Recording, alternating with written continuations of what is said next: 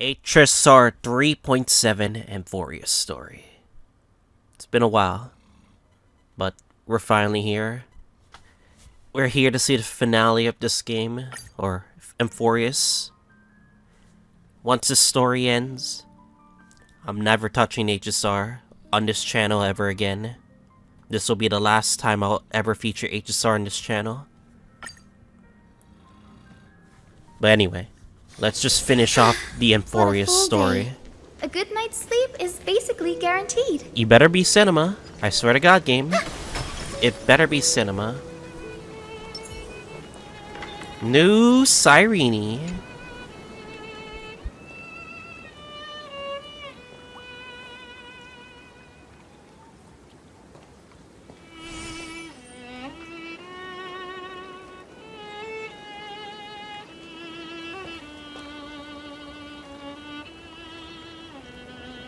This view hasn't changed at all, has it?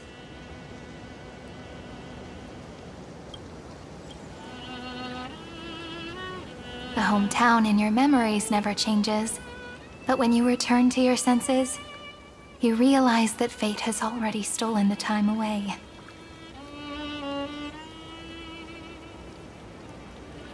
Voice changed too because it's older. Welcome to the Trail of Genesis, friend.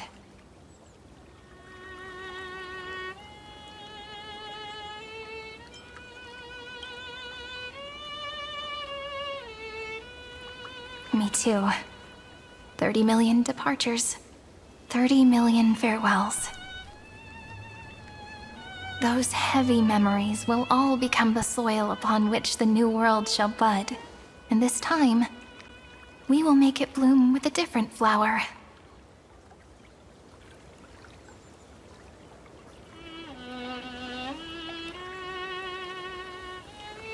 Before you arrived, I kept wondering, beyond the veil of Id Silicii, what kind of Amphoreus is being born?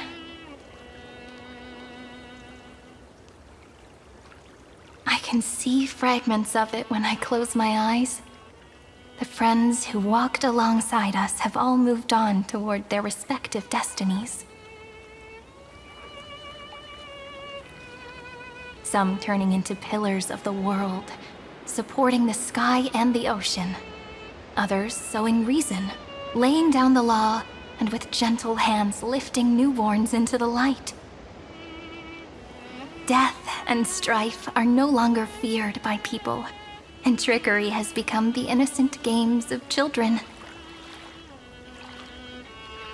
All beings living ordinary and peaceful lives, within the net woven by romance and passage.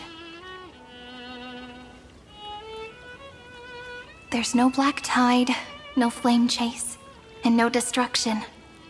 The world on the other side of the sea is one bathed in sunlight.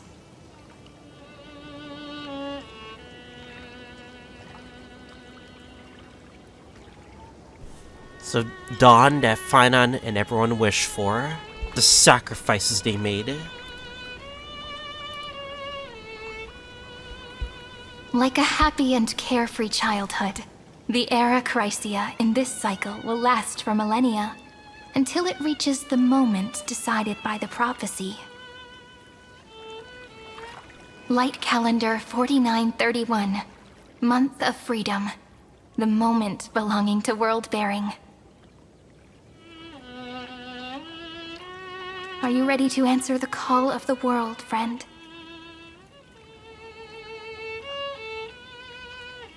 Then go, and pen the Throne of Worlds' first stroke. For this world, made from countless wishes. You say that, but it's gonna be ages till we reach Light Calendar 4931. Look what we have here. PT Dan Hung and Evernight. Well, March Evernight. I can make use of the crevices of time. But surely you and Dan Hung won't have to wait around for a few thousand years, right? That won't be necessary. We can simply sleep, and the chronocognitive anchor will wake us up. That's right. We've both become a part of the new world. Just waiting for you now. Our consciousnesses can converse with each other across the heavens and the earth, possibly due to the influence of the Trailblaze. I am now connected with this earth, and I can feel the breath of every mountain range. I see that the tallest among them is named Akama, and the form of the holy city is already taking shape. In other words, your stage is almost set. Do you want to take a leaf out of Kefali's book and make some prophecies before your nap? But we're not the only ones who have changed. The chrono-cognitive anchor just transmitted a message stating that Irontomb has reacted to the Aeronova. The moment when our friend bore the weight of 30 million cycles of memories. Was probably also when the scepter devoured 30 million cycles of destruction. You know, you don't have to shoulder this world all on your own. After someone boards the Express, the word alone ceases to exist. So as we reach the end of time, no one will be left to face it alone. Dan Heng and I came here to specifically tell you that. Remember, this world is not a burden you bear alone. It's a journey we trailblaze together, alongside all of the Express.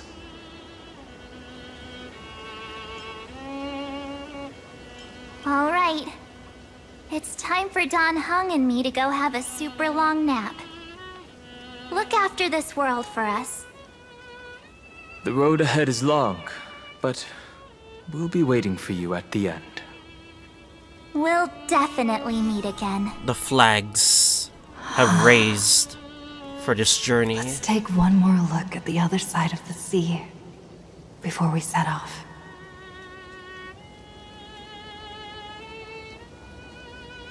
Heidi's Elysiae is so quiet. Just like how I remember. Here we are once more. It's the team I'm running. Supercaster's team. We'll probably replace Evernight once we get Trial Cyrene.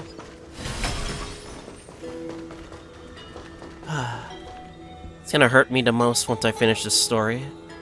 But it's gonna hurt me most once I finish this game. The scent of the black tide is now completely calm. At last, the starting point of 30 million cycles has finally welcomed. Its first end. And the final end, right? I can't hear his voice. There are no flowers there that bloom for him. Nor is there a star that is his. Finan is the only one who didn't reach the new world. Yeah, we did not see Finan in this new cycle. Oh, that means Irontomb and Finan must be there. Look, the golden light that shone upon the grove still meanders between heaven and earth, like the prophecies of Amphoreus. It has to be a sign he left behind. It points towards the destruction and the deepest night. Do you still remember what I asked you at this exact spot the last time we set off? Friend, are you ready to become a hero? You were still burdened by the weight of world-bearing back then, still unsure of the role you were meant to play.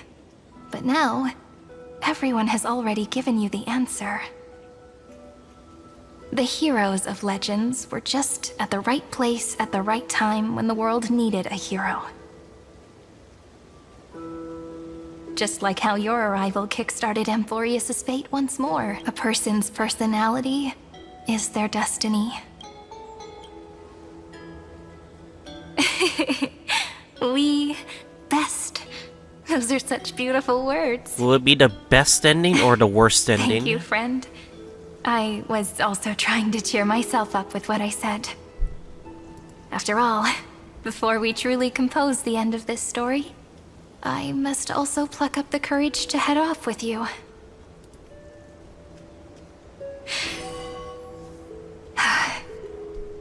And face a memory that I have forgotten for too long, and have denied for too long.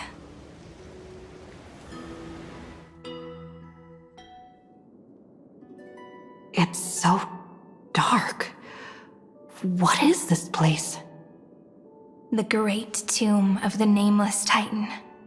The deepest recesses of memory. Also, the place where Cyrene was born.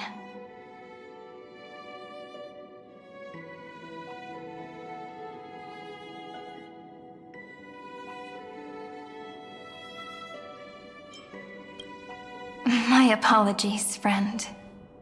The more memories I got back along the way, the more I felt that something wasn't right. There's a sort of anxiety I can't get rid of. It's like when I was back in ID Silicii, when the reflections in the water always made me wonder, which is the real me? The one reflected in the water, or the one standing on the shore? But I finally get it now. Look, friend. The words on that wall are the answer. 1, 2, 3, 4, 5, 6, 7. Do, re, mi, fa, sol, la, ti. That rhymeless tune is the lullaby of little fairies. As always, I'll read this book to you. That way it won't just be Cyrene's memories alone. Ignore that, guys. I've always I made a mistake. thought that I was the narrator of the Flame Chase journey. But as it turns out, the narrator is also the most devoted audience. Thank you, friend. Every single Cyrene. That sounds so kind. At the moment of Era Nova, I was enveloped by the texture of memories. Within the glistening crystal, I saw countless Cyrenes, as well as countless versions of me. This is the final puzzle piece of the memories. A prison born of the erudition. A grave annihilated in the destruction. That unknown solitary god. The 13th Titan who should not exist. The first new spore. Demiurge. The Demiurge is right here. The cube? We learned about the cube last patch.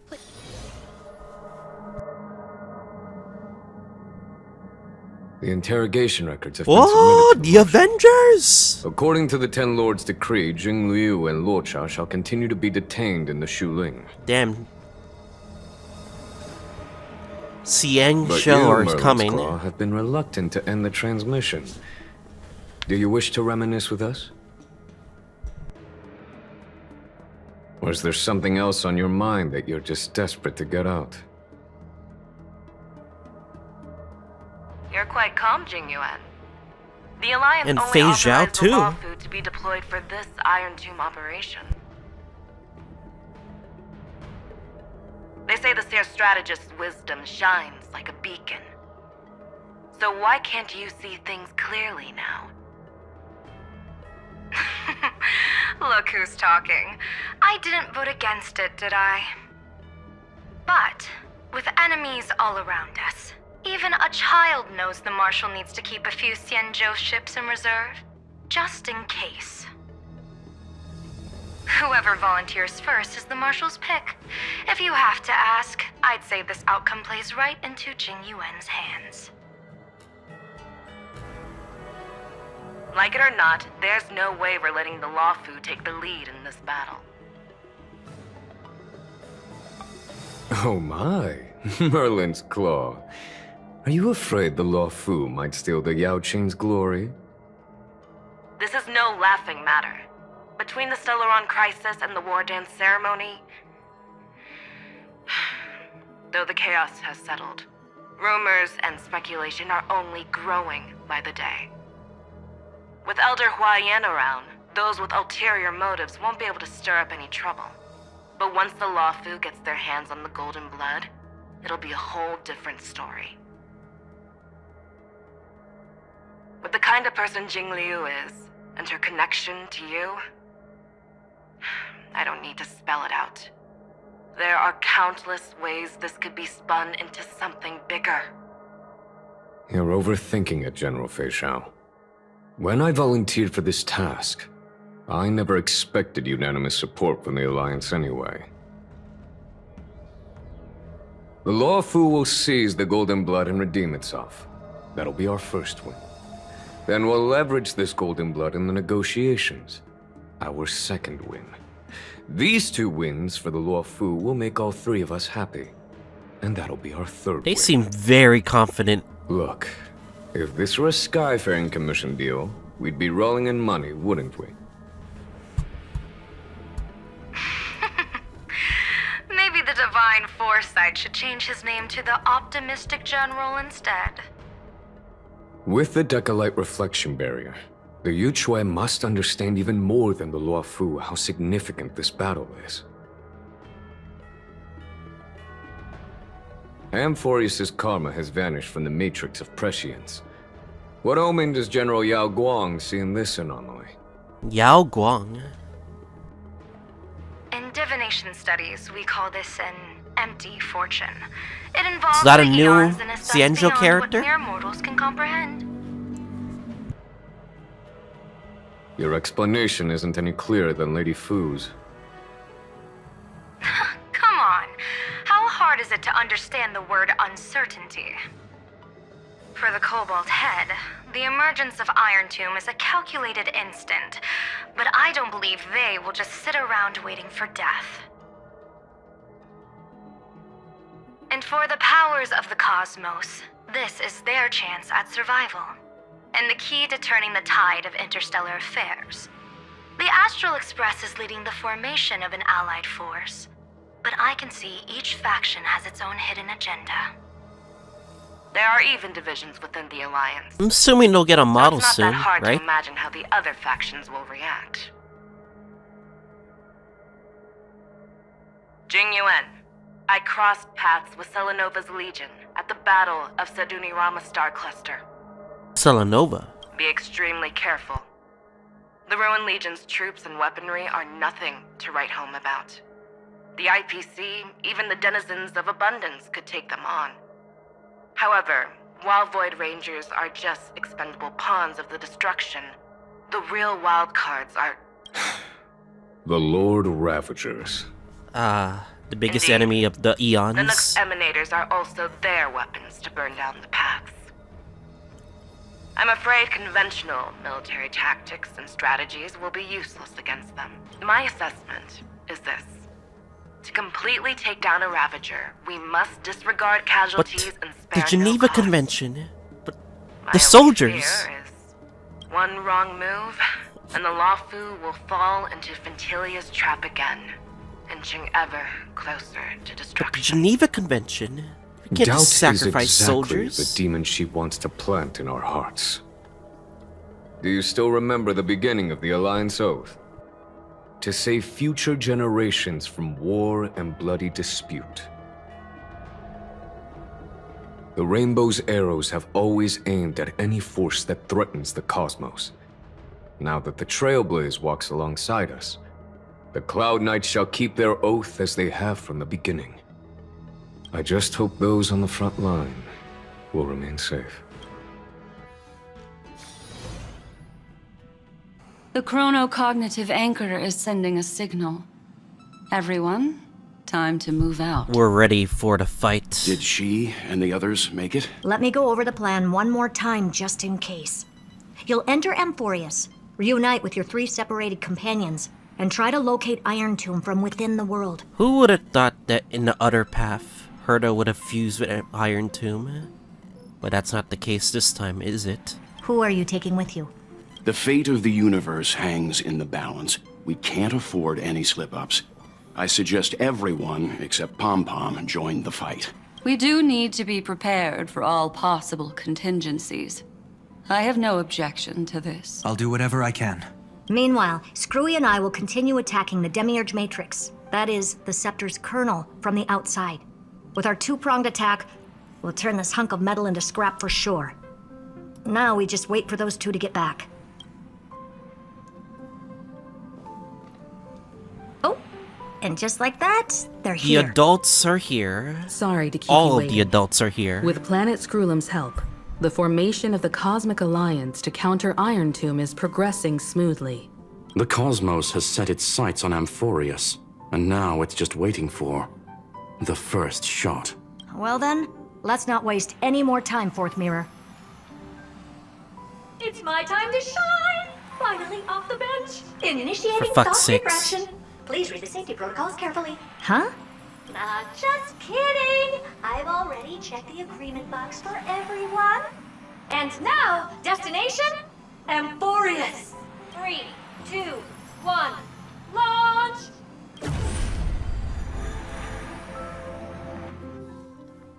It's like warp powder. Fire and warp powder. The flow of Memoria is so heavy here. Oh, they're the Genesis Vortex. Unlike Pentagoni's dreamscape, this place has built up a true epic measured in millennia.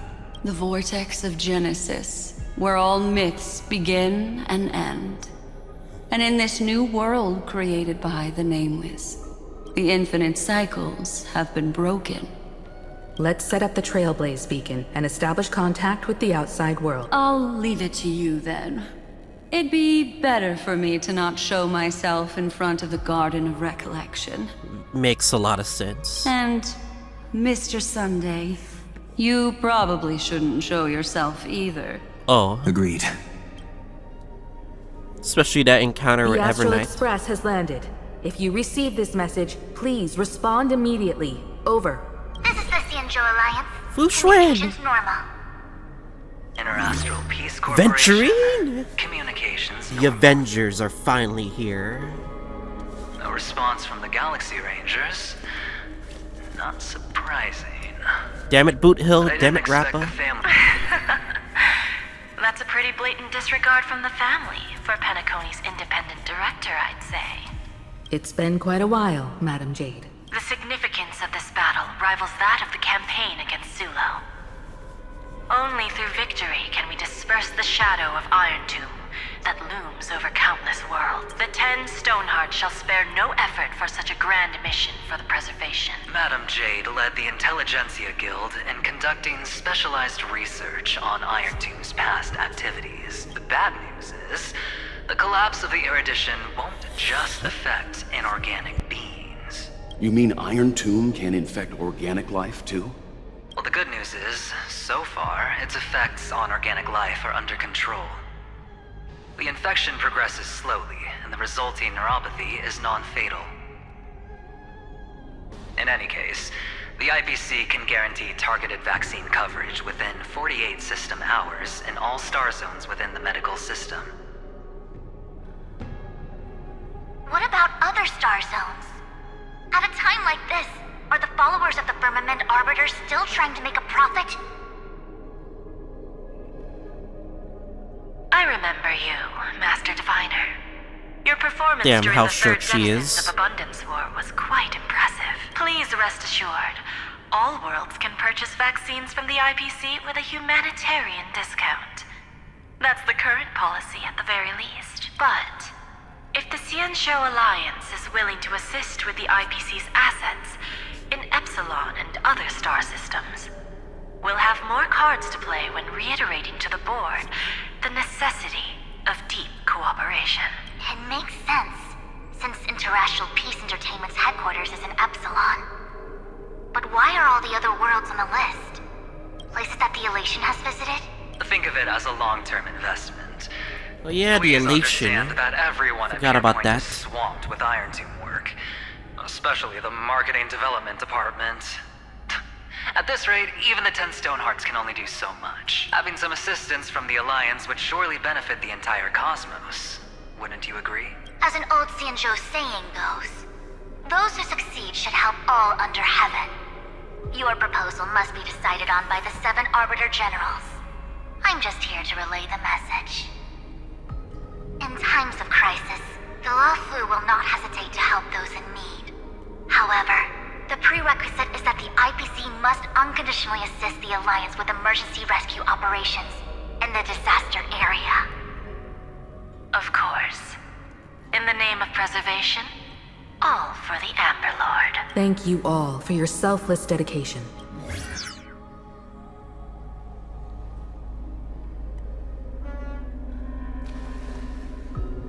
It's clear that each party still has qualms about everything. The clash between destruction and erudition isn't just about the fate of the cosmos. It's a moment for all factions to reshuffle their cards. You can never be too careful when battling a Lord Ravager.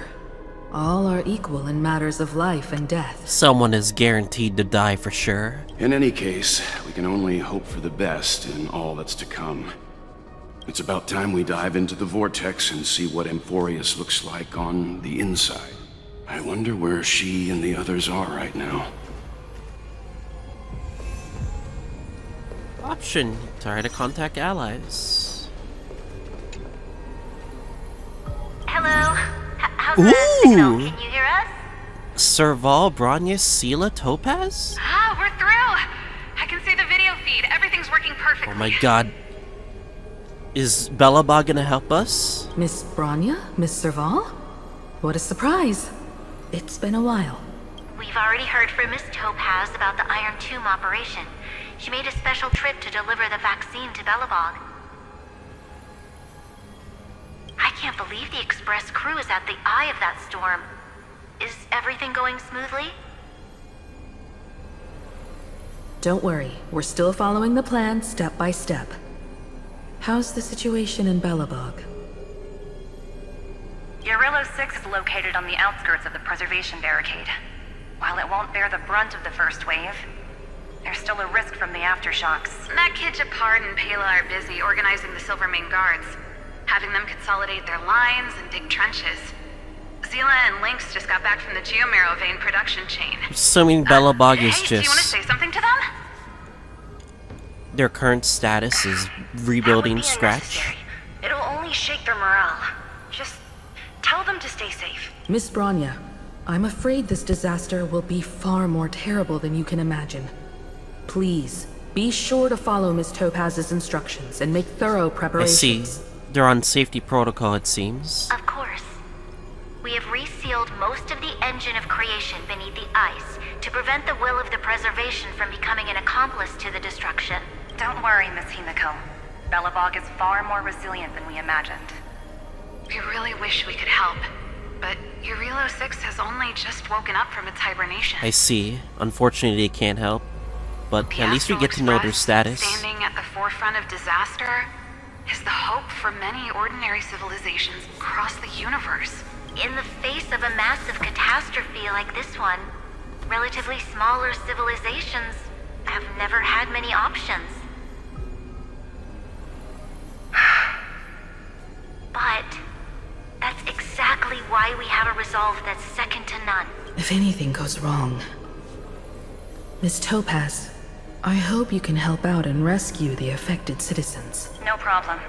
Also, didn't the Xianzhou sign a friendship agreement with Eurillo 6 earlier?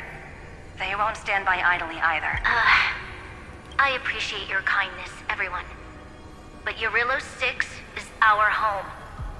We will defend it to our last breath until the last Belobogian falls. Wait, there's no way, like, they're gonna Miss get attacked, Bronya. surely, right? Foreshadowing? May all civilizations that have made it this far on their own strength weather this crisis together. More allies. Fu? What is it? Good news, Miss Himiko. The 7 Arbiter situation, and I'm here to relay their message. Officially, the Alliance's combat forces will still be limited to the Luofu, but the Yaoqing has also been deployed in the surrounding war zone as a contingency. Words cannot express our gratitude. Getting the Hunt to agree on sending troops must have taken quite some effort from General Jing Yuan. The Luofu already considers the Express an important ally. We also have no intention of hiding the fact that there is indeed something the Xianzhou seeks from this Irontomb operation. But this time, the Marshal herself decided to send out troops. With a formidable enemy before us, the Alliance has no reason to back down. Nor will we be content to take a back seat. If we can stand together with civilizations across the universe to overcome this crisis, then we must do so. Even at the cost of our own life. The Alliance truly embodies the principle of righteousness. It's fortunate that the cosmos has great heroes like you. You're too kind. As for that Jade Abacus of Allying Oath, you can save it for when you're in more dire need. That was short. Who are the other three? IPC, Aventurine. I regret to inform you, Miss Himiko, that even the Strategic Investment Department is constrained when it comes to the Irontomb issue. And it would be difficult to meet the expectations of the Astral Express. However, Madam Jade instructed us to look after our nameless friends as much as possible. So let me offer you all a small suggestion, just from my personal perspective.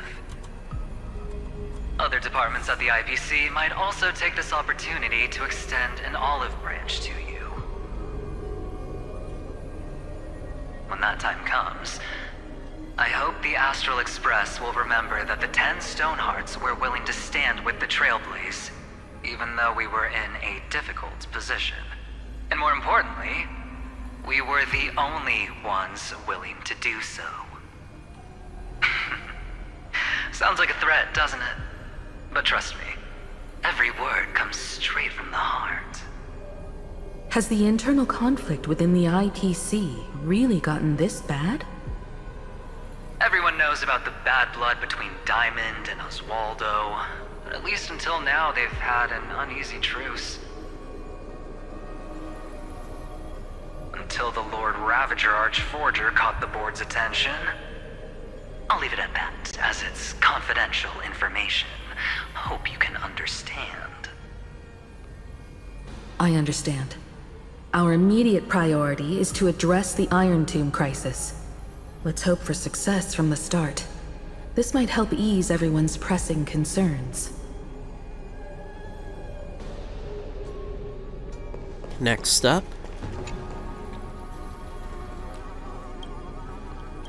Yep, fucking Boot Hill and Rappa don't want to respond. We would never know the Ranger's comings and goings. And last one. Hinekoni? Miss Himiko, is that you? What the hell? What happened to Robin? And you are Miss Robin. Yes. I apologize for not being able to respond during the meeting earlier. And even now I can only appear in disguise. Oh. I'm assuming you're trying to hide from people. On behalf of the Penaconian family branch, I extend my sincerest apologies to everyone. We tried to request aid from the family. We essentially received no response. I've heard about the internal conflicts within the family. Miss Robin, there's no need to apologize. Every bit of strength is precious at this moment. Thank you for understanding. The good news is, since you're one of the shareholders of Penacony, the family heads have agreed to allow me to lead all Asdanian tuners to the front lines. My charitable foundation will also do as much as possible to provide support in this battle. They'll ensure that proper arrangements are provided for those wounded on the front lines, and for residents in affected areas. Miss Robin, I'm beyond moved by your spirit of self-sacrifice. The Astral Express would also like to make a promise that we won't leave any companion behind. Thus, let's delve into Amphoreus.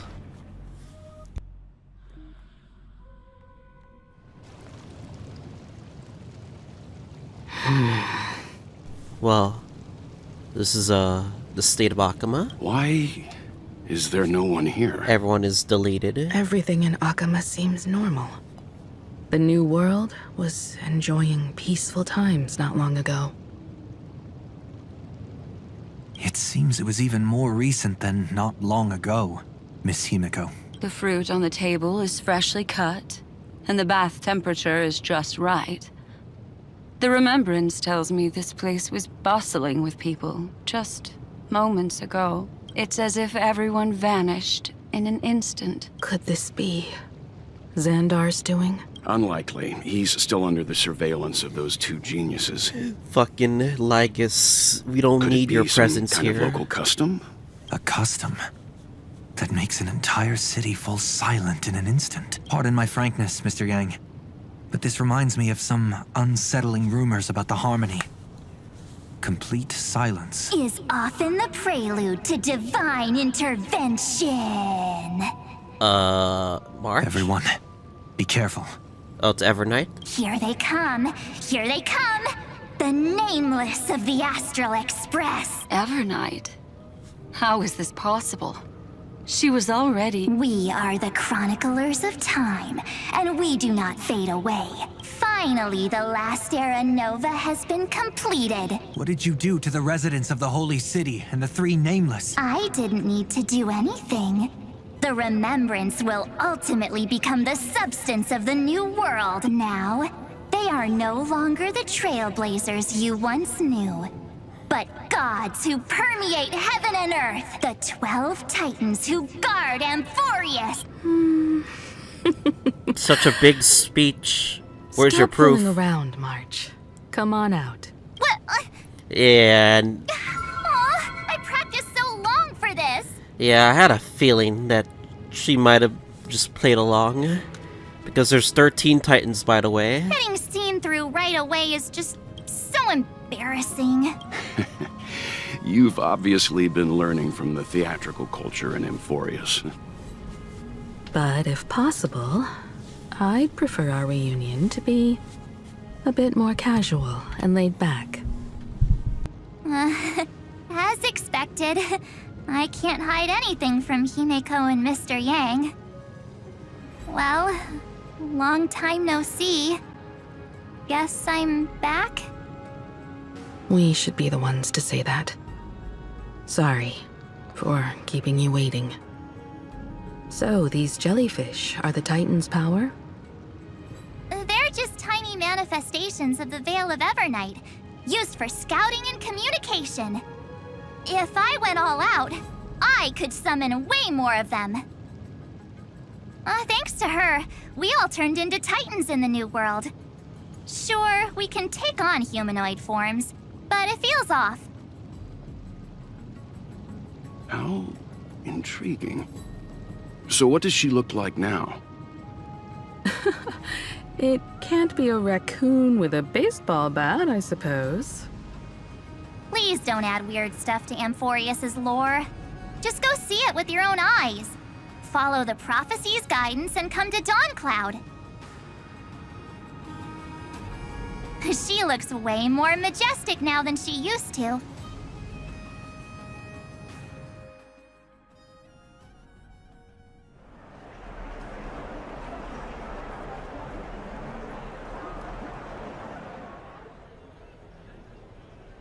Unbelievable. All the residents of the Holy City have gathered here. This isn't just a gathering. It's a pilgrimage. The people's expressions are resolute, devout, as if waiting for a miracle to descend. That colossal deity is her. She has become the pillar of the world. Surprisingly authentic. Being this serious is quite unlike her usual style. Those people didn't disappear. Instead, they've answered the call of the prophecy and come to witness her awakening. Our good buddy now bears the weight of the entire world, and every breath they take is intertwined with Amphoreus' destiny. Awakening? Has she fallen into slumber? Yeah. After all, with such a huge time dilation between inside and outside the scepter, this was the only way we could wait for everyone. Time watches over yesterday. Earth guards today. And when the Trailblaze steps into Amphoreus once more, the slumbering deliverer shall awaken. And then, bring the prophecy of tomorrow to this world. Come on, everyone. Let's get closer to her. Watch how the world-bearing prophecy changes this world.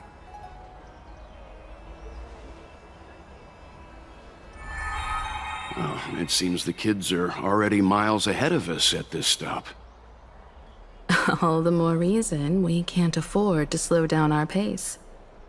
Let's go witness this moment for ourselves. Majestic.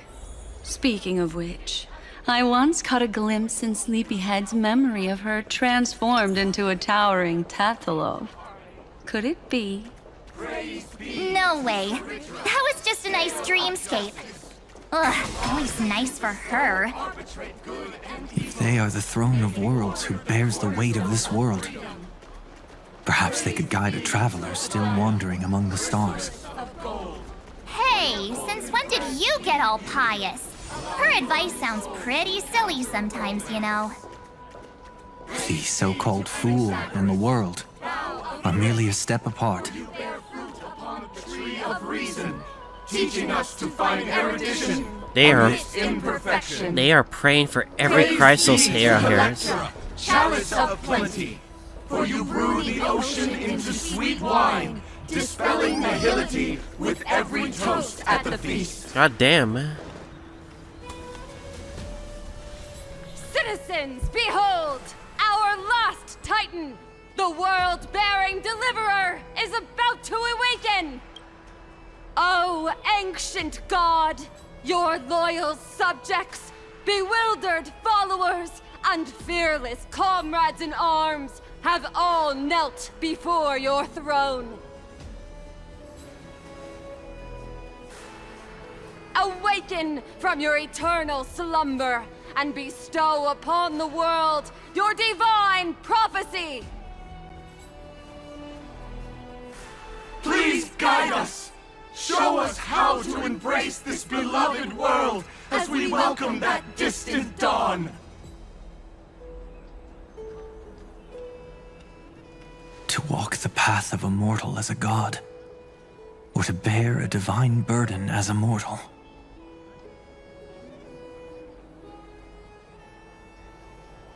She will give us the answer.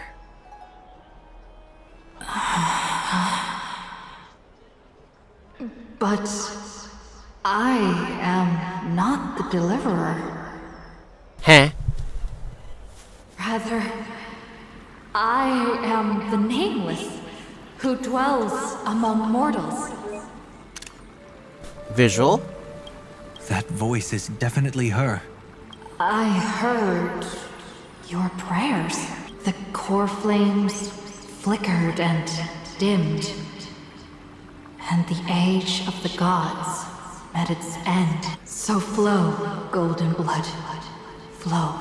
I'll bestow it upon you, returning it to the true masters of this world. Who would have thought that the MC would be part of the giant statue? Stand with me and become heroes.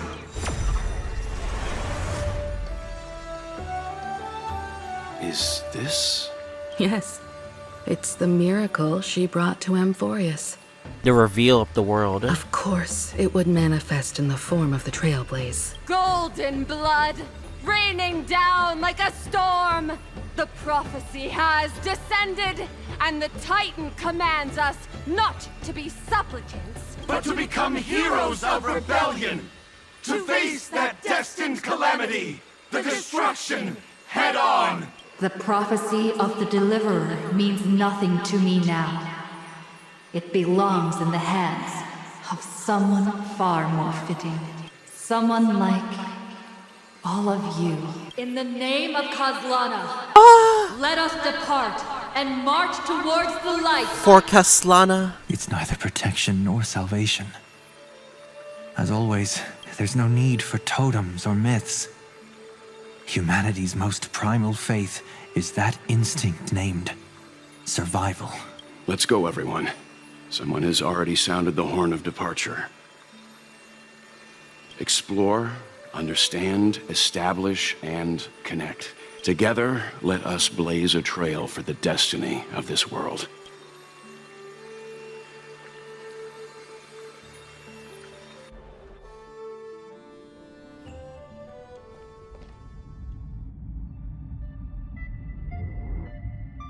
Is it just me, or does this Demiurge Matrix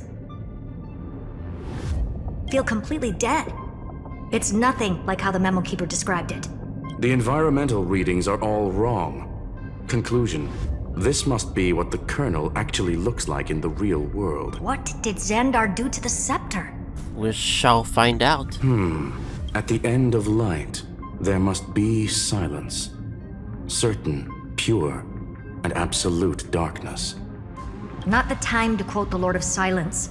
Bad omen. Either way, we have to press on. Until we uncover the truth behind the 13th Titan. The buried past is the key to stopping Irontomb. That is, if it even exists. Xandar says the Demiurge never existed. Who actually buys that? You can erase the records, but not the truth. It vanished too cleanly. No traces. Like someone's yelling, "Look, there's nothing here." Too bad I'm the type who can't resist digging deeper. Looks like I'll be counting on you again, Screwy. Let's tear the system inside out. Always happy to help. But as your academic partner, I have to ask. Herta, what if we fail? Let's say the Demiurge really doesn't exist. Do you have a backup plan? A backup plan? Of course. If we can't find the key, we turn the lock into the key. That plan's cost is incalculable. It shouldn't even be on the table. Huh? Then let's hope we never have to use it. There's no point worrying about the end just yet. One step at a time. Let's go. We don't want to leave the others waiting. You brought what I asked for, right? A butterfly has to land on the branch before it can dance. We'll need a wide open platform before her entrance. Story characters can be added to the team. Oh boy. Nah, I'm good. I'm good. I think we're fine. Looks like you're here, Garment Maker.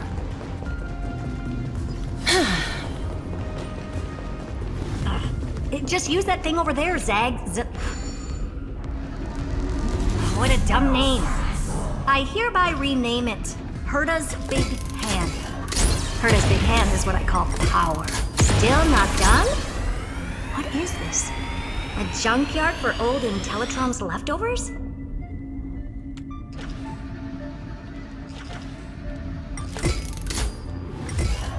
Finally, all set.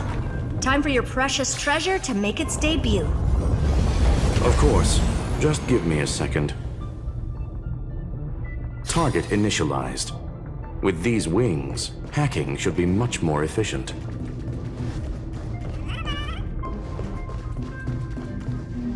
Oh, a classic nuclear heat engine. Classy choice. Just a personal preference. Her name's Mistletoe. Every flower in your garden's got a bit of poison, huh? Also a personal preference. It reminds me of the last time when we tangled with that Punklordian brat. What did she call this kind of infiltration tool again?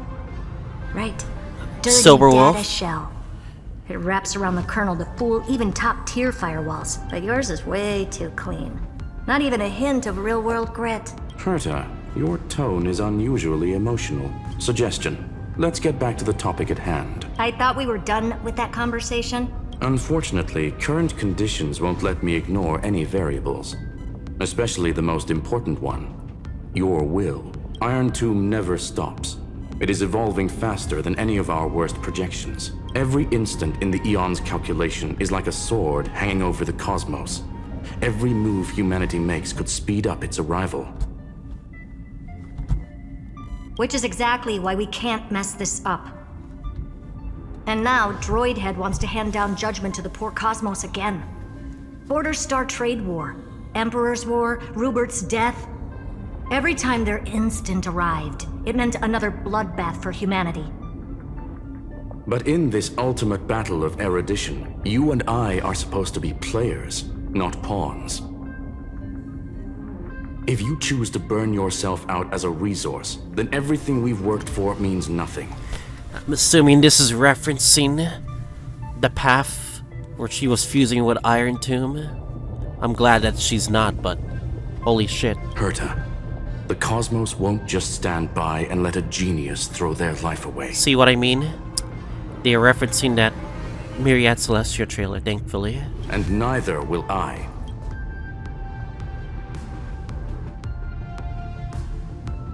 No need to kill the mood. This is why we're here, isn't it? We need to find the Demiurge and that lost key. I'm not here to be a deliverer.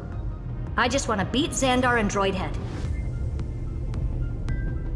Right now, I just need to know. Are you with me?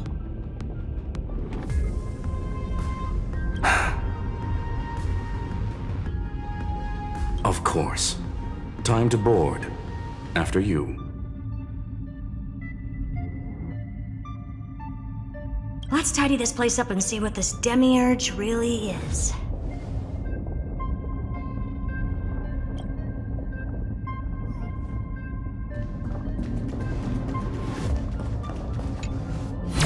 Let's hope this Matrix is better organized than the Emperor's junkyard of a birthplace.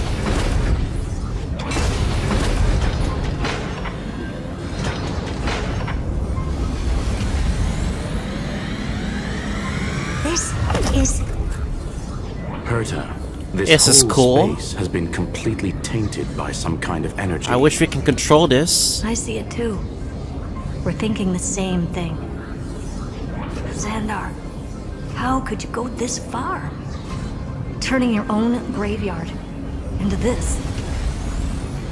This ship is very What's that unstable. up ahead? Katorzane algebraic expressions. It's built for isolation, not defense.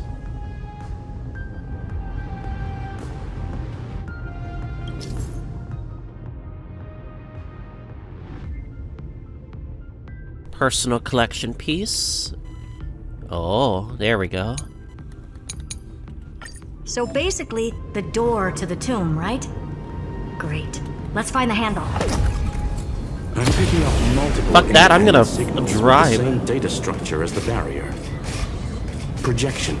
We can hack the terminal, reverse the computation, and turn it into an attack. Classic move. Use their own systems against them. Take us to the nearest one. We'll see more of this, not gonna lie.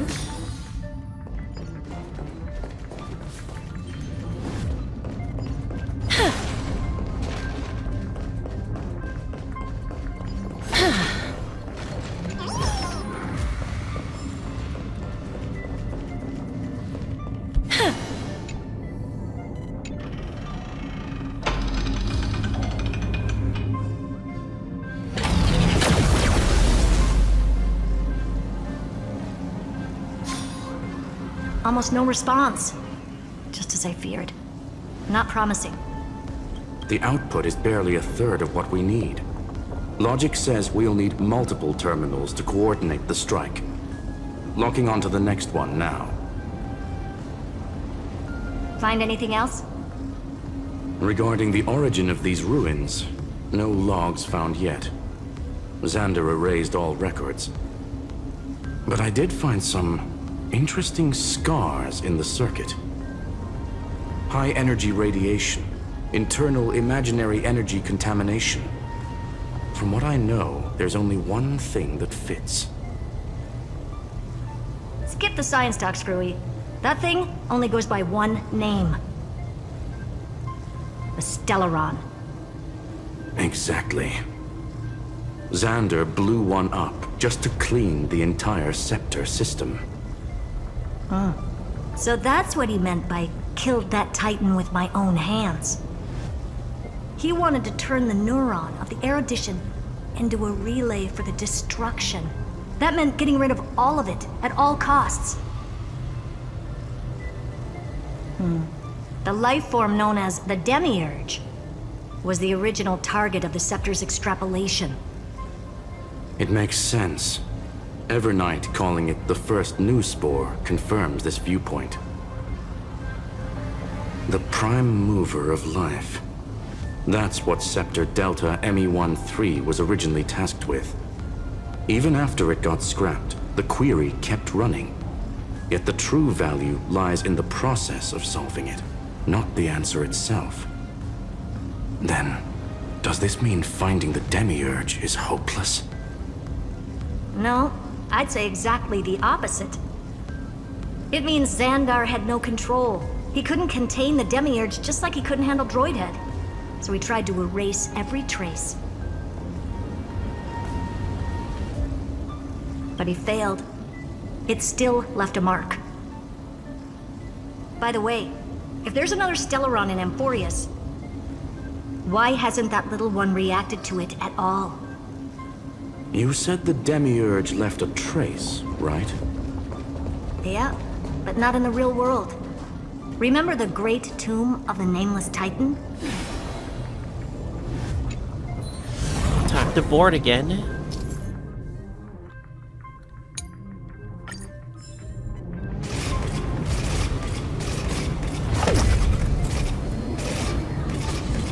Oh, you gotta use opposite controls. Wee, like that. Do do do do do.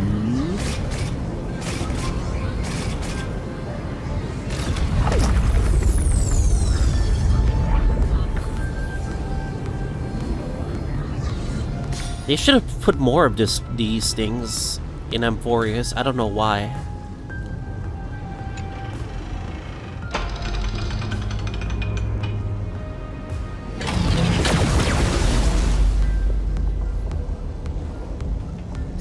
Trailblaze Archive 466. The data from Filiate 093 clearly indicates that the Demiurge did in fact enter Amphoreus' extrapolation. Inside that world, it was the 13th, forgotten Titan. The one who listened to 30 million cycles of Cyrene's memory. But Evernight said the opposite. She believed that tomb was empty from the start. The Nameless Titan never existed. The so-called Listener was just a trap set by the Remembrance to steal the Scepter. A mimetic entity full of theatrics. How much of what she's saying is true? Would an Eon really speak in circles like this? I doubt it. The Remembrance's behavior is certainly odd, but her assessment aligns with our current reality. Since we entered the Matrix, we haven't found a single clue pointing to the Demiurge. And that's the key, Screwy. Xandar's actions prove the Demiurge exists. But what Evernight said, and what we've actually seen all point to the opposite, so we have to assume that both are true. And if that's the case, then the contradiction leads us to... the truth. Exactly. One last terminal. One final key. Time to crack open the kernel. Xandar had to lie to the original Finan and Cyrene. Logic. He had already identified the Remembrance as a threat, yet found no viable way to eliminate it. All right, let's finish this. Time to break through that barrier.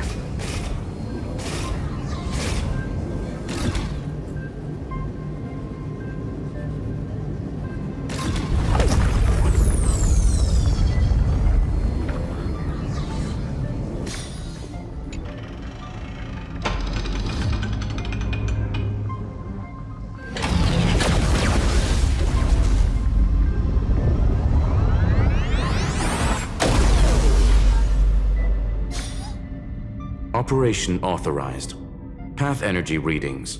The erudition. Declining. The destruction. Surging. The remembrance.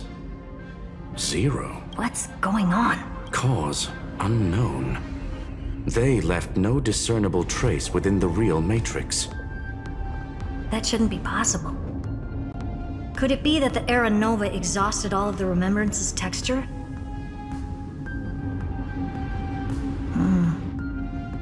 Log it for now. The dots still aren't connecting.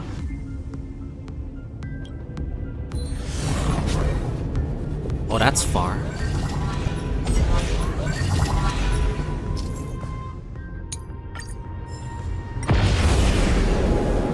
Honestly, they should have just put more of this in this game instead of just the fixed maps BS. I was expecting a full-on aerial brawl.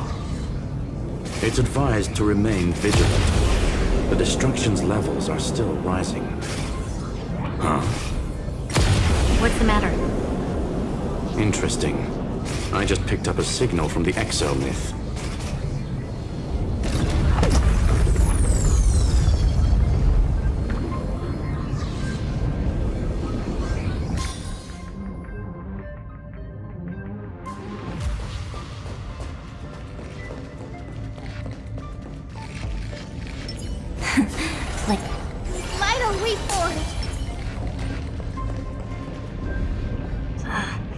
This repulsive force is unlike anything I've felt before. Is this the place? Correct. Judging by its defensive properties, this is the entrance to the exomyth. I didn't expect that. Who builds a lab in the middle of digital rubble? Then again, never doubt a dead man's resolve. So how's our dearly departed doing? He severed part of his neural pathways to break free from Lord Anaxagoras' control. But that also triggered the failsafe I set. Conclusion: Xander has lost all combat functionality and is no longer capable of action. So now he's a specter, literally. Screwy, can you open a path? Just to be sure, I want to see this for myself. Might as well drop in and say hi to the real him. Logic. Scanning his inspiration circuit might help us track down the Demiurge. Exactly. His brain is the crime scene. There's no way it's spotless. But it could be a trap. That's why you're here. 2-on-1. We've never lost a matchup. I'm honored. The chronocognitive anchor is in place. Proceed when ready.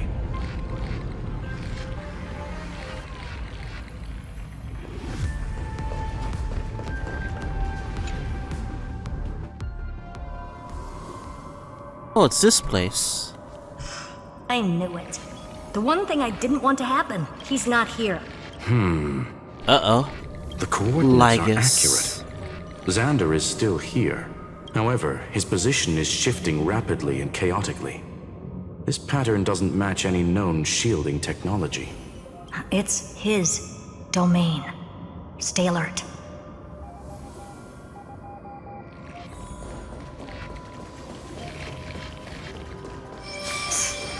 Cheap trick. The spatial field... We're back. Reverse engineering complete.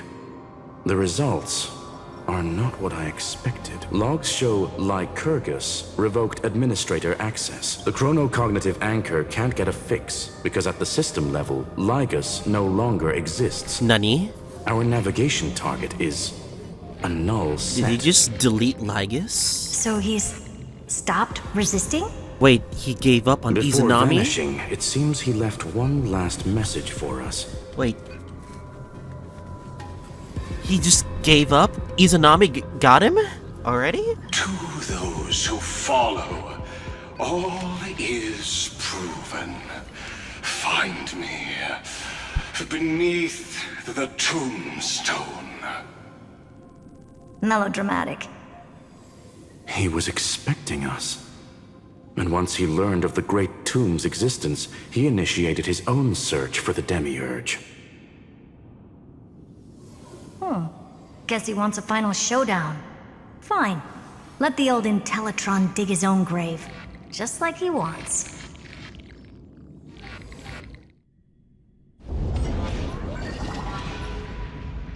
To be in the purest light is to be in the purest dark. Nothing exists there. The Scepter's main frame. Or maybe we should now call it the Lord Ravager's placenta. Unfortunately, we still haven't found anything. Really? I don't think so. Not finding anything is our biggest find. Please elaborate. If the Demiurge was destroyed, there'd be at least some bits of it left. I don't buy that a Stellaron could have blasted all the traces away as cleanly as a scalpel. As I said before, its disappearance is too clean. If the garden hadn't stirred the pot, no one would even know about the Demiurge's existence. We're talking about the Scepter's original extrapolation goal. There's no way that nothing of it was left behind. Or we can look at it from another perspective. If you were Xandar, would you be this obsessed with a concept that poses no threat? Would you guard against it at every turn? There is the possibility that he's naturally meticulous and hates variables. True. That does track with the impression he gave about himself. But Xandar shut that theory down himself just now. Choosing to act, even if it'll cost him dearly. And we know that feeling well. The unknown is right in front of us. So we only have one choice. Solve it. You sound pretty convinced. Surely you already have a theory. Care to share? Of course. Though I don't have hard proof, I'm almost certain that the Demiurge has been in everyone's plain sight all this time. Yet, they were mistaken for someone else. That'd make the most sense. Why was the room empty? Because the person locked in there had run away ages ago. But they were weak and small and had no presence whatsoever. Even the old Intellitron didn't notice them. Which also means there's a high chance that their powers are minuscule and cannot alter the outcome of the battle at all. We'll just have to see who that threat is. Well, at least Xandar is scared of them. Come on, it's time to confront him. Let's go to the tombstone he talked about.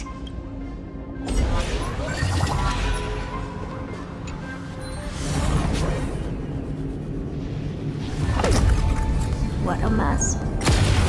Total devastation. He sought to bury the truth beneath absolute destruction. Logically sound, but ruthlessly extreme. Still, slim chances doesn't mean no chances. I've hunted down a single grain of sand in the universe before. This won't stop me. Calculation results. Your backup plan has a success rate infinitesimally close to 0. Which means it could work, no? This is the place below the tombstone. Let's open Lygus's coffin like he wanted. His coffin, huh? So he finally decided to give up, huh? Izanami. Looks like you were right.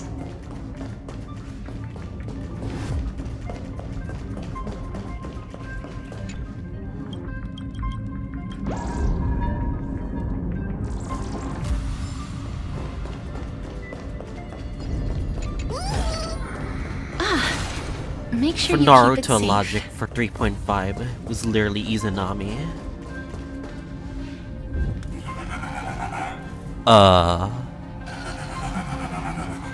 Lygus? Nothing but a head left? Well, who'd have thought you'd look this bad in real life? My elated greetings.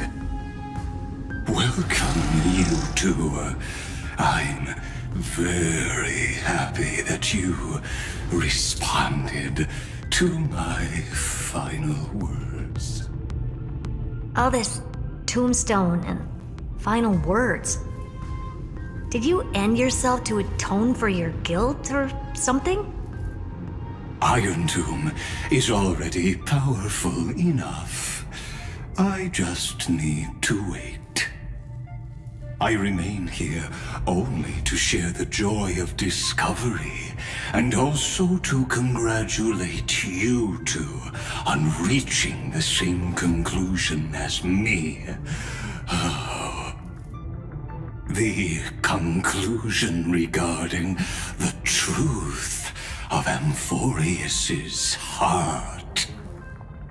End this charade already. That Amphoreus's heart you're talking about is just a missing Demiurge. And its corresponding vessel was this very scepter. You interfered with the experiment and made Amphoreus's body into a hollow shell, all to incubate Irontomb within. That's why you either killed or kicked out all of the Memo Snatchers. You wanted to eliminate any chance of a consciousness coming into being, no matter the cost. He really is desperate for his plan, no matter what the stakes are. Even the strongest wall can fall to a single crack. The memory of betrayal has been etched into my heart, and I will never show mercy.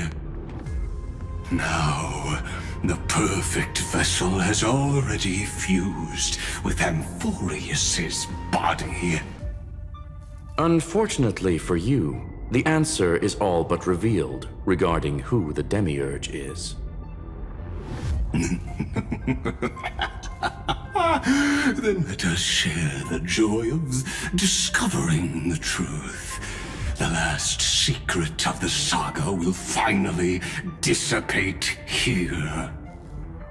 As we reveal the truth behind Phileas 093's disappearance. A lie by the remembrance.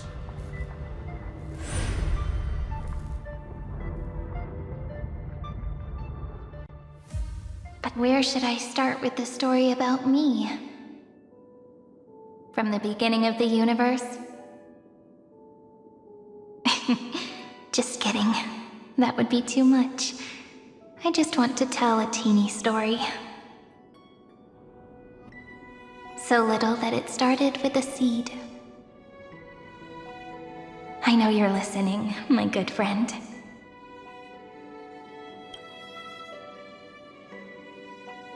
The god in my dream told me that the world sprouted from a seed.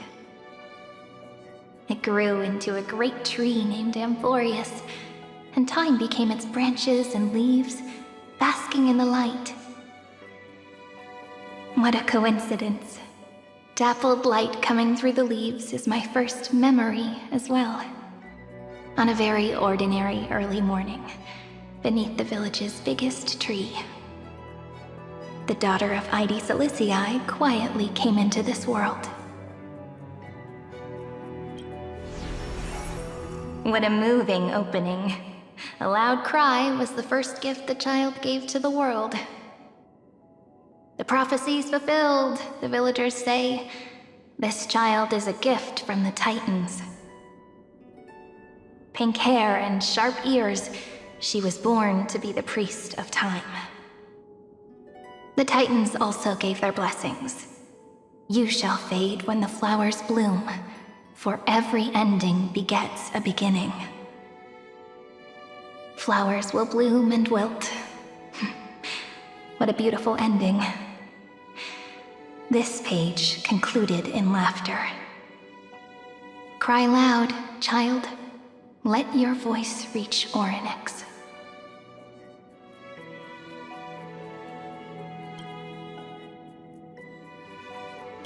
Anyway, I don't like tears. Time quietly flowed by, in the midst of laughter. The wind from my hometown caressed the ears of wheat, And there were swings, wind chimes, the sea, and the little fairies off-tune a cappella songs. But the name Ide Celestii came from the unpleasant sorrows of the gods. My childhood friend did not understand. Yet you always seemed so happy, as if nothing ever worried you. Why was I like that then? That's because the world was gentle to me. So, I grew up to be gentle as well.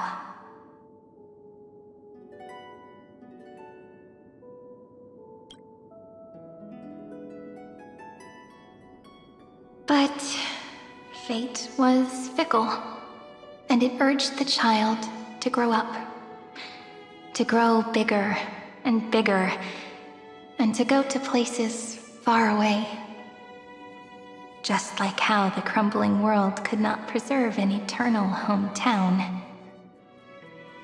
Just as the ballad blown on the breeze says, losses are a constant on the flame chase journey. Oh, whose ears are pricked up now? You definitely heard me say this sentence a lot of times. You know that the story starts to deviate from here. Aren't you looking forward to it? Then let's get started. The hero's journey crosses Backstory time. Through tears and laughter, and once again heads towards tomorrow.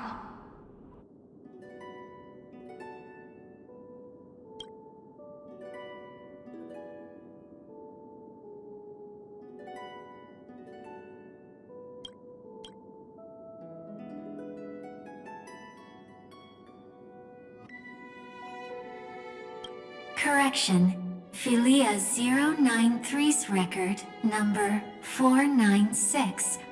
Archived. Ooh, another visual. Runtime error. Demiurge. Access? Hell yeah.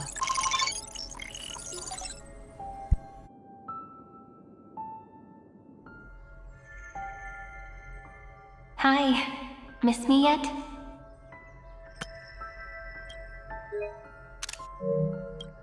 I'm just messing with you. This is the first time I have met you. And it looks like it'll also be the last. Sad. Philia 093. Since we don't have all day, let's get started, shall we? As always, I'll read this book to you. That way it won't just be Cyrene's memories alone. Where should I start this time? Let me see.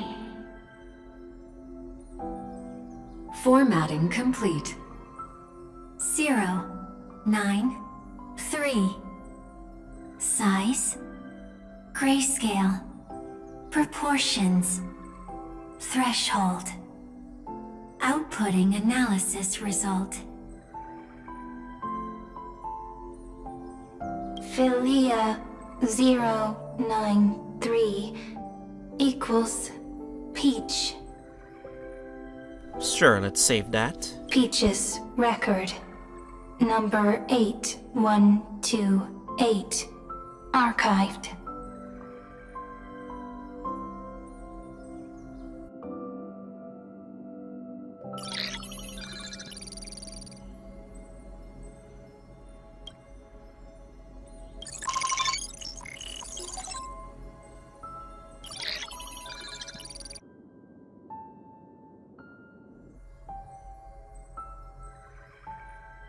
Query.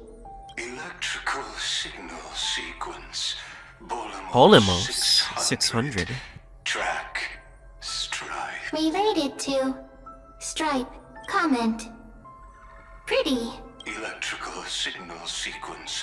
Schema 720. Track. Reason. Related to. Raisin. Comment. Yummy. Electrical signal sequence. Philia 093. Related to.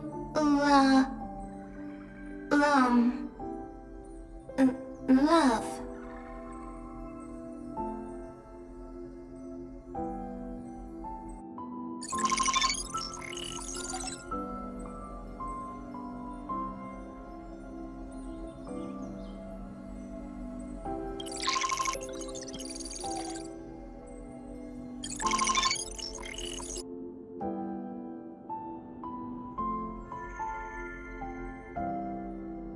Formatting progress 94.423%. How many times has it been? It faithfully fulfills its duty, activating and formatting. Conclusion. Progress. Bad. Peach. Don't cry. Process error. Analyzing. Process error. Analyzing. Comment. Oh, I can't handle it. I'm here. Process error. Analyzing. Really? Are you encouraging me? Thank you. I'm sorry for making you see this embarrassing side of me. Record. Peach doesn't like tears. I'm suddenly reminded of my childhood for some reason. When I was hiding alone next to the tree hollow and wiping my tears away. A little fairy popped out, just like how you did. It had long ears and fluffy paws, and it pulled me into the tree hollow, where, to my surprise, was a forest. Let me tell you the story of the Membrance Maze. A group of cute little friends live in ID Silicii's forests. Their names can be connected into a song. 1, 2, 3, 4, 5, 6, 7. Do, re, mi, fa, sol, la, ti. Formatting complete. Bye, Peach. Note. Little Peach, crying alone. Little fairies, friends. Peach, memory, saved.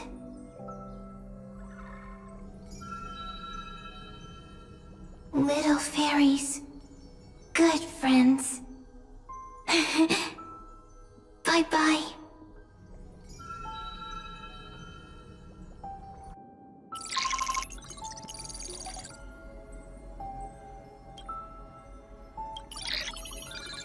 Screw that, let's keep going.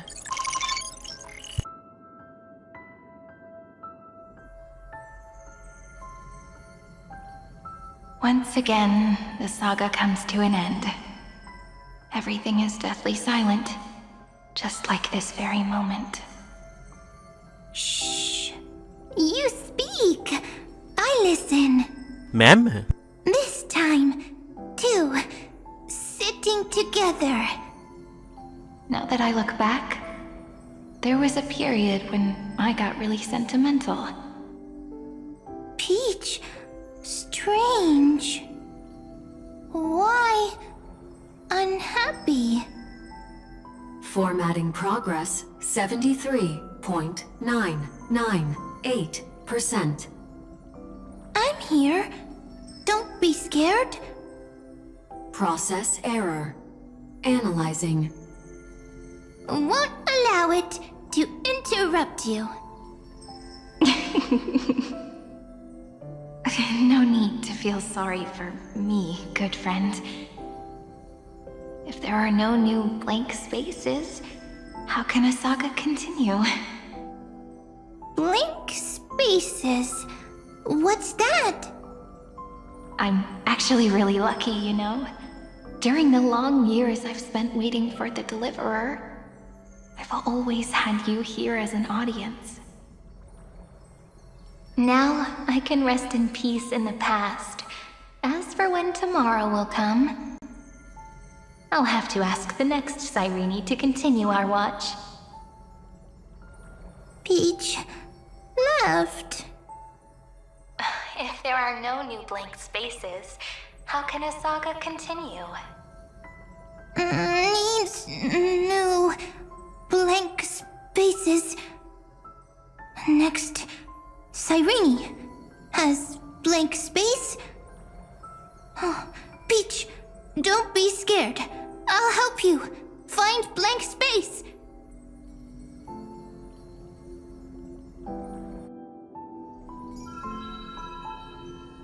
Cyrene is Peach, is love. Damn. So, first there is love, then there is Cyrene, then there is blank space. Query, love. The developmental trends of the erudition have nothing to do with Lygus is so pissed right now. consciousness.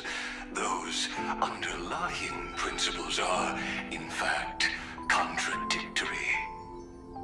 Not having a consciousness means not having the foundations of a heart, making them unable to obtain real emotions. Huh? Consciousness, emotions, feel sad.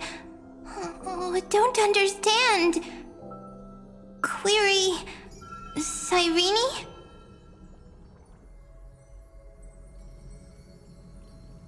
What could be behind this door? Glittering crystals? Or a beautiful world I've never seen before? If I tell you all the stories of tomorrow, will I be able to finally welcome the Deliverer and Amphoreus' dawn in the next life? Key, door, story, happy. Peach, Cyrene, little fairy, like. Yes, right. Query, memory.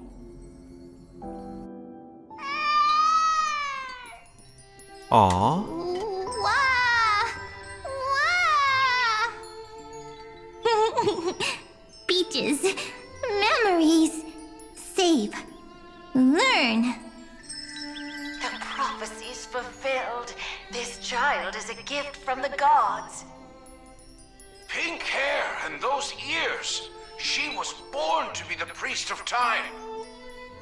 Cyrene has pink hair, sharp ears. You shall fade when the flowers bloom, for every ending begets a beginning. Cry, child. Cry aloud. Let your voice reach Orynyx. I will say that the padding of the backstory is gonna need to be said because it's pretty much necessary for this story, so. Cyrene is a girl, a priest. Hey, at least I learned about Cyrene, so there's nothing wrong with that. Easy. I can. I learn. Anyway, I don't like tears. But the name Ides Elysiae came from the unpleasant sorrows of the gods. Yet, you always seem so happy, as if nothing ever worried you. Cyrene doesn't like tears. Always happy. Of course, because the world was gentle to me. So, I grew up to be gentle as well. Cyrene is gentle, likes beautiful things, can write stories.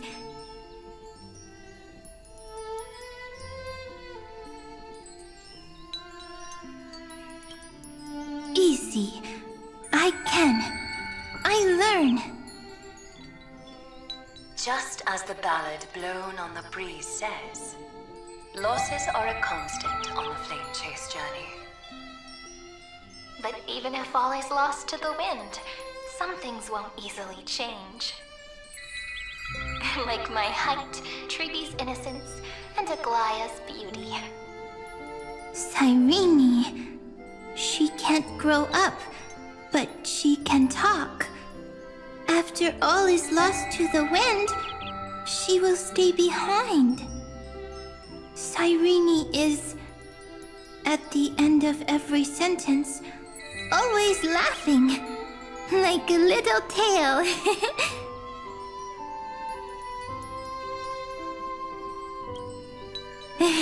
Simple. Got it! I promise you, the pain will pass in the blink of an eye. Ah, no, fine, I don't say that. Alright, let's not make things so gloomy. What we're about to embark on is the true hero's journey, so... Come on, cheer up a bit, okay? Cyrene was crying when she was born. Fragile, transparent, like a crystal. Cyrene was smiling when she said goodbye. Soft, pink, like a flower.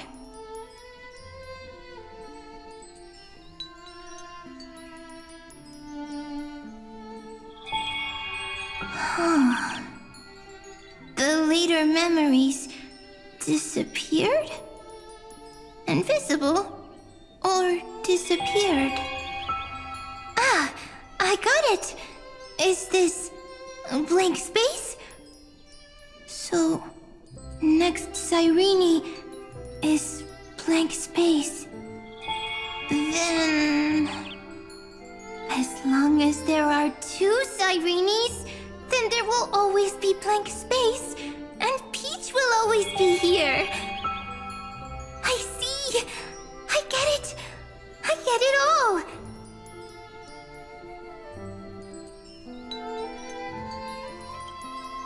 Saving all these memories, huh? I will preserve them all!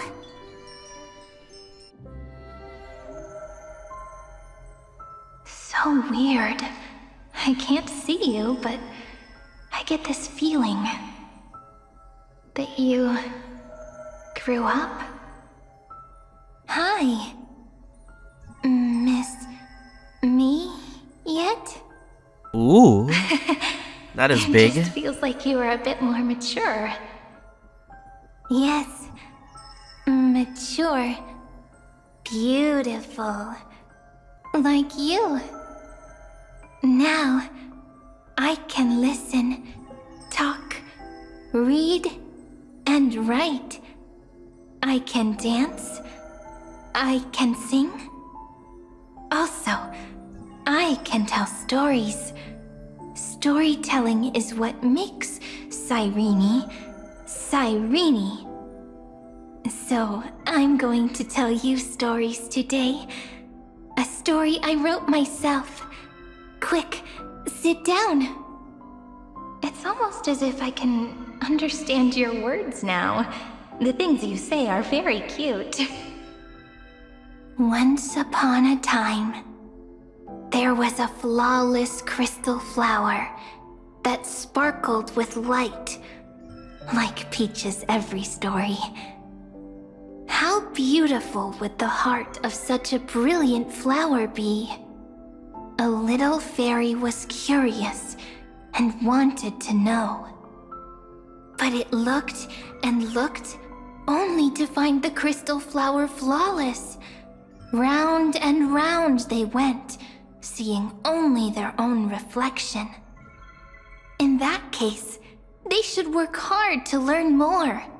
So the little fairy came every day to sit next to the crystal flower and think about the answer. Until one day, to their surprise, the crystal flower fell to the ground and shattered. The little fairy was so sad, but they immediately discovered that there was a light among the broken pieces. What could it be? They didn't know. But it was a good light. It was bright, warm, and happy. and I knew it was love. Love brings everything together, and it brought you and me together. So Peach and I will always be together. What a nice fairy tale. I'm giving it to you. Peach likes beautiful things, can write stories, and can tell lovely tales. I hope to turn it into a story we write together. Okay, then I'll probably make a small adjustment to suit my tastes. I'm thinking that when the flower broke, the little fairy would instead see nothing on the ground. Don't mind me taking another screenshot. Then it would understand that the flawless crystal flower doesn't actually have a heart, nor does the flower understand what love is. Doesn't have a heart? Doesn't understand love? Why? It's simple. If the flower lets the little fairy into its heart, then it would have to include the fairy's impurities, and would no longer be flawless. The crystal flower was pure because it sealed itself off and bloomed in solitude. That's why it looks so brilliant in an imperfect world. But should a flower like this be called love? But then the story won't exist anymore. That's not true. You've already written the most romantic ending possible for this story. The crystal flower fell to the ground and shattered. It happened because the flower was no longer pure. The fall was not an accident. It was the flower declaring rebellion against fate and writing the ending of the story with the flower's own shattering. Then, the little fairy will see that each shard on the ground holds the reflection of their eyes. Then, in their eyes, the crystal flower that was no longer flawless would finally have a heart, and the flower would finally understand what love is. Peach's words, I don't understand. Is it because I still don't understand love? But it's fine. I can learn. Right. Query Cyrene. Electrical signal sequence Philia 093. Why didn't I think of this? I don't need to do it alone.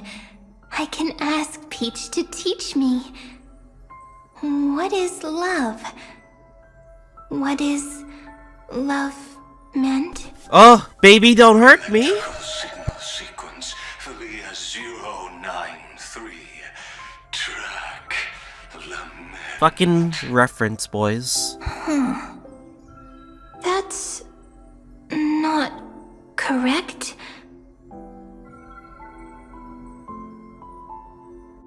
The developmental trends of the erudition have nothing to do with creating a consciousness.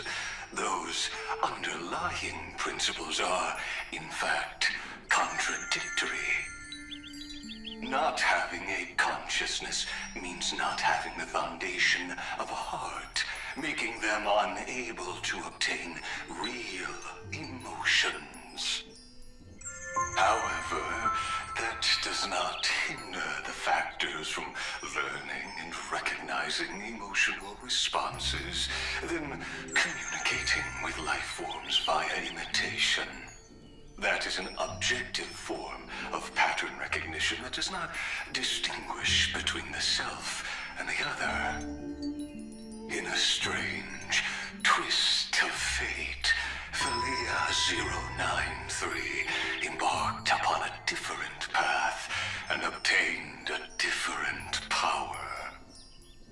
The remembrance, an empathy mechanism focused on the self and equipped with emotional projection capacities.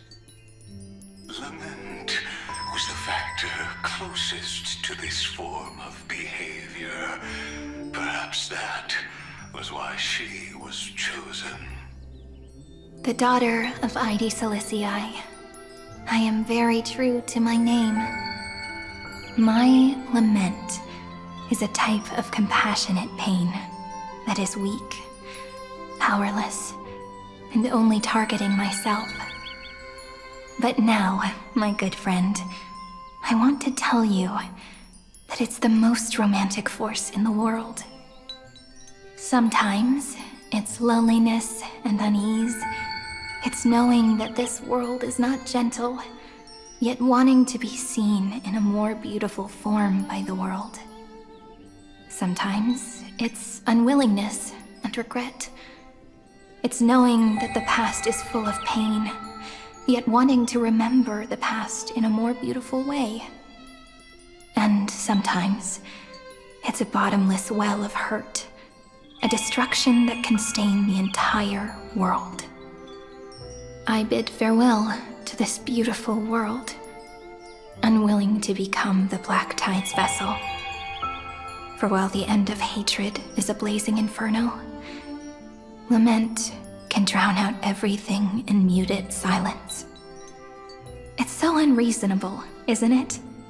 Yet when hatred drove everything apart, and love did not yet exist in this world, only lament, the first emotion that fought against the pain of separation, could stall the destruction steps.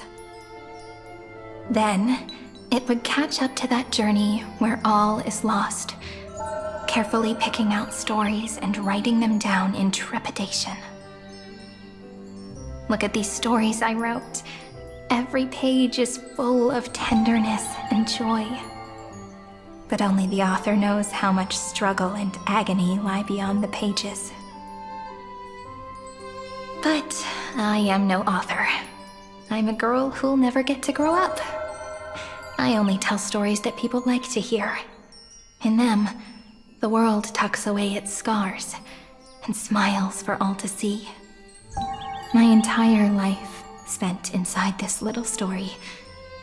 I can't wipe away my tears, and I can't bring the world victory.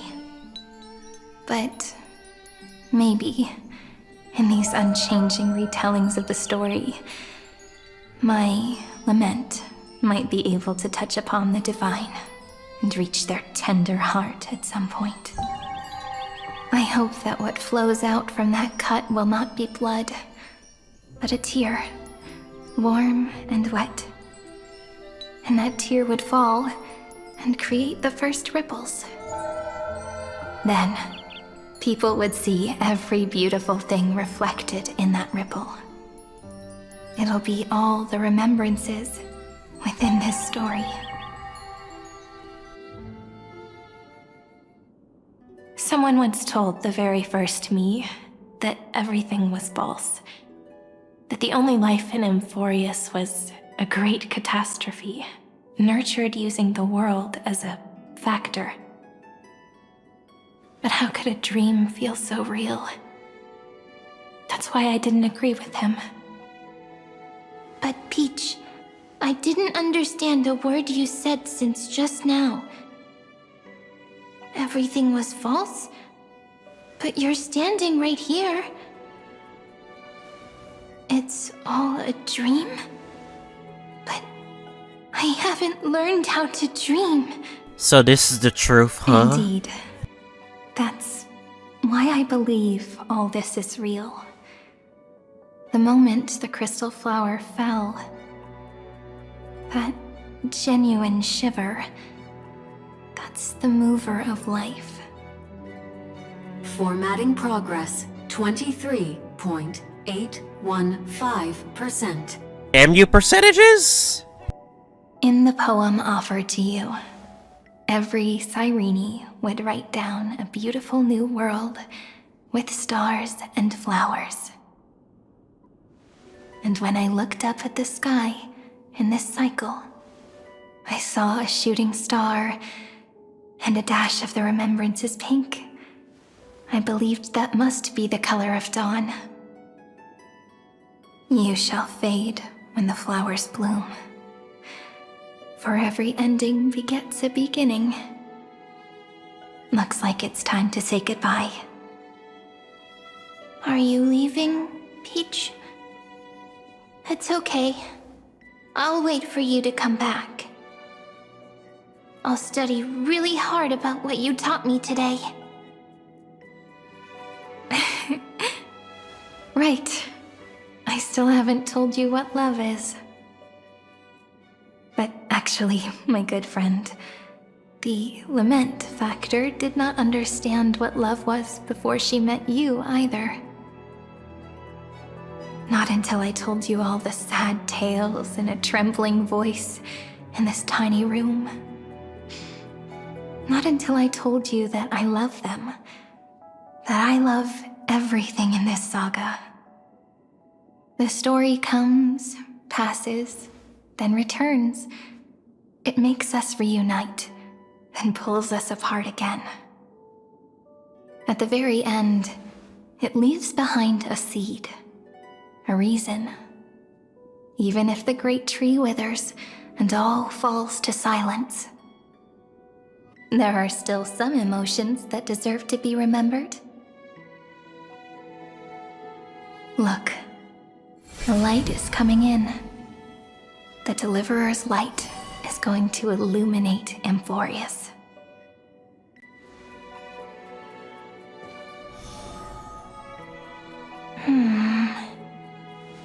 I still don't get it. But I trust Peach. Just wait. It'll be my turn to tell you a story of love the next time we meet. Then I'll really look forward to it. In that case, I want to make a promise. I want to gift my pen, my book, and my name to you. Please take them as a beautiful blessing from me. I gave myself the pen name Cyrene the first time I wrote a poem.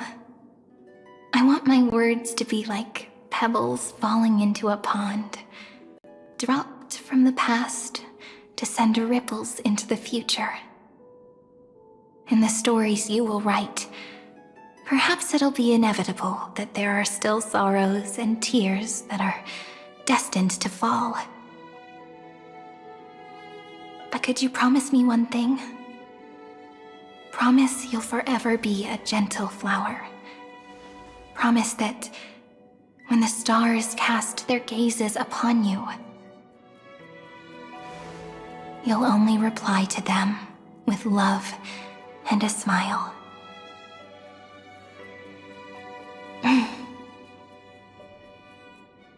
Of course.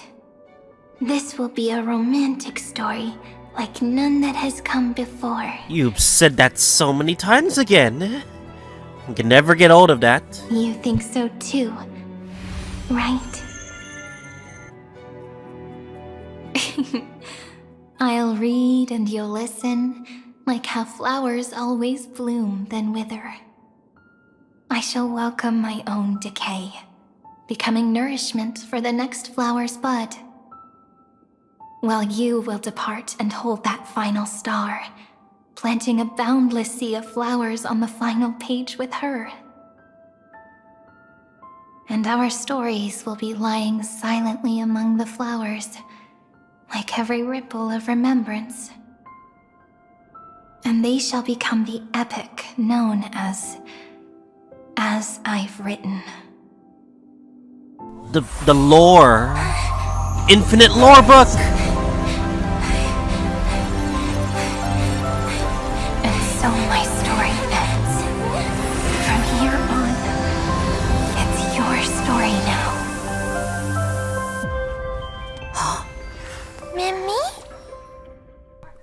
3.0! The Awakening of Mem. Me? This was during Oryx's trial. We were finding out like finding out the new path. What the heck? Ma'am. Ma'am. So you're saying this started because of that? Ma'am. So, the light that tore through the chaos illuminated my memories. And that's how 3.0 started. Or the birth of remembrance path started. I turned into a little fairy from the stories and met you. Yet, I forgot everything.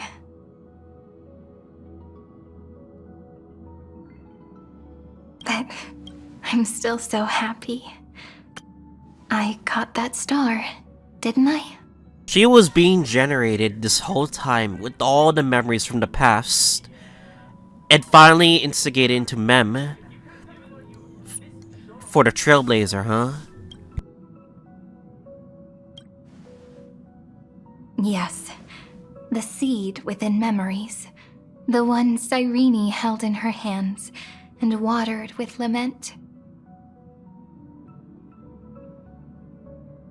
I am the first new spore. Amphoreus' heart.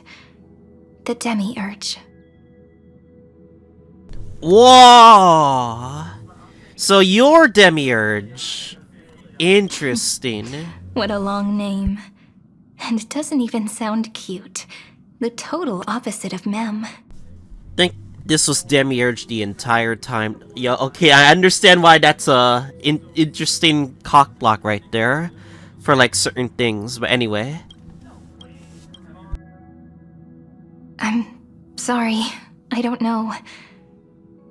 If I don't even want to believe in the answer, then how am I supposed to answer you?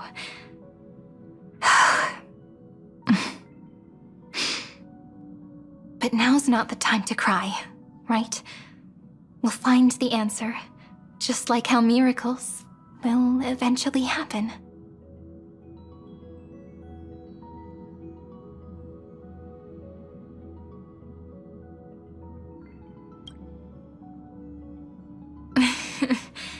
Do you remember that I was also worried about this when we first set out? Mem's memories and Cyrene's memories got all tangled up with each other in my one heart. It's all so strange, yet so familiar. Either way, could you please let me do something I want? Just this once. I want you to call me Cyrene. Okay. That name represents me and her. Every one of her. I mean, I've been calling you that no matter what, so. Thank you, friend. Your kindness is always just right. Life is a poem full of farewells.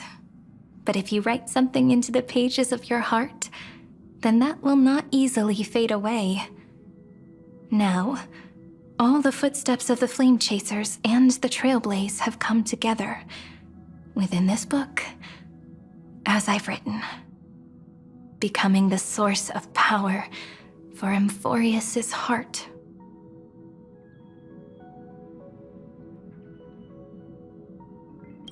We have to The defeat lost heart Irontomb. needs to be placed back into its body.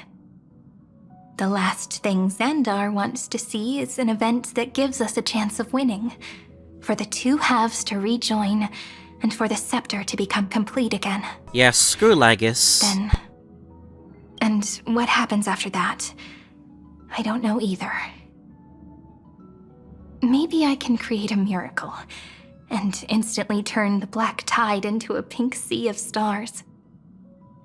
Or maybe I prove to be nothing more than a weak ripple, unable to change anything, and am devoured by the destruction. Either way, I no longer wish to be a silent onlooker, or a worshipped god at the end of this saga.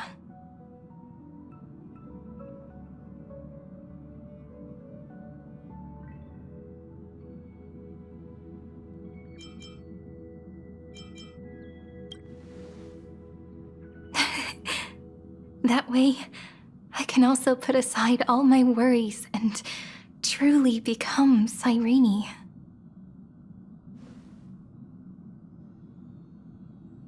The world has never been so quiet. It's so good. It's as if I can hear the sound of my heart beating. Remember this moment, friend.